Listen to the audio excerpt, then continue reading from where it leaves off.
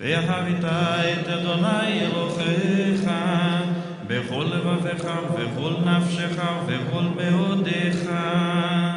והיו הדברים האלה אשר אנוכי מצווך היום על לבביך, ושיננתם לבניך ודיברת בם בשבתך בביתך ובלכתך בדרך ובשורבך ובקומך, וקשרתם לאות על ידיך, והיו לטוטפות בין עיניך, וכתביתם על מזוזות ביתך ובשעריך. והיה אם שמוע תשמעו אל מצוותי אשר אנוכי מצוותכם היום, לאהבה את אדוני אלוהיכם ולאהוב ידו בכל לבביכם ובכל נפשכם.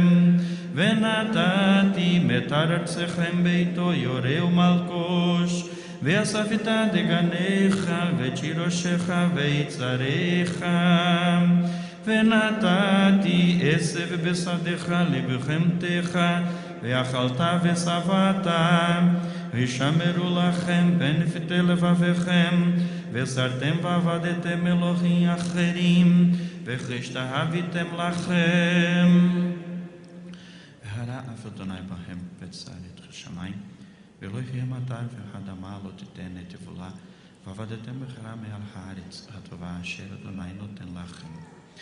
ושמתם את דברי אלה על לבביכם ועל נפשכם, וקשרתם אותם לאות על ידיכם, והיו לטוטפות בין עיניכם, ולימדתם אותם את בניכם, לדבר בם בשבתך בביתך, ובלכתך בדרך, ובשורבך ובקומך, וכתביתם על מזוזות ביתך ובשעריך, למען ירבו ימיכם בימי בניכם על האדמה אשר נשבע אדוני לאבותיכם לתת לכם כימי השמיים על הארץ.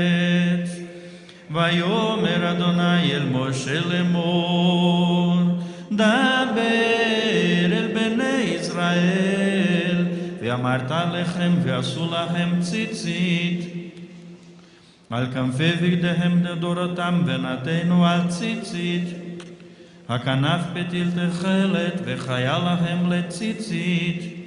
וראיתם אותו, זכרתם את כל מצוות אדוני, ועשיתם אותם ולא תטורו אחרי לבביכם ואחרי עיניכם, אשר אתם זונים אחריכם.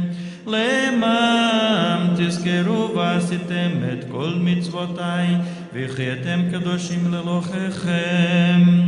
אני אדוני אלוהיכם, אשר הוצאתי אתכם מארץ מצרים לחיות לכם לאלוהים. אני אדוני אלוהיכם. אדוני אלוהיכם אמת. אמן.